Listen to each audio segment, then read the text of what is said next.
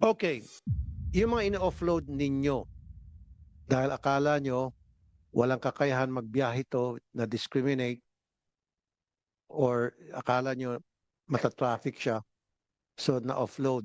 Sino ang nangyari niyan pag na-offload sila, yung ticket nila is non-refundable.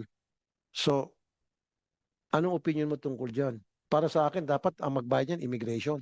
In-offload nyo eh.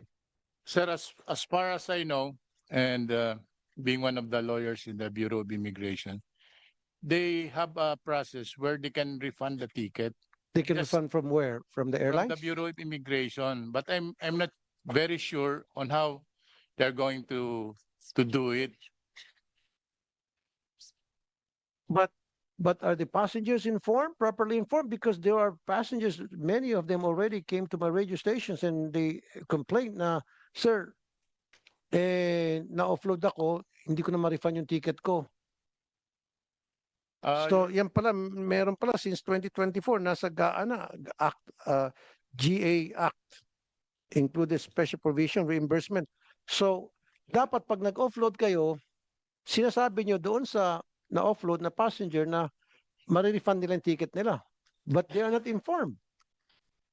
Probably that's really what is happening right now for lack of information. Exactly. So, saan napupunta yung mga hindi na, siyempre, maraming hindi nakakaalam.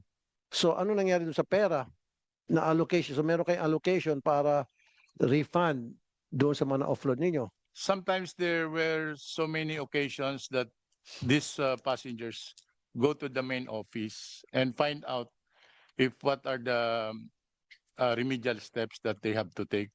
Probably on that on that basis, probably the Bureau of Immigration can respond favorably to the request, if any. This is what I want you to do, immigration, please. Dapat meron kayong visible somewhere dun sa immigration area na nakalagay doon, if you're offloaded by the immigration and then the reason, and then you are entitled to a refund, a ticket refund, and then kung saan sila pupunta, saan sila kukontak, saan sila magpadala ng email, things like that. Wala kayong ganun eh, dapat meron. We appreciate very well the observation made by the Honorable Senator.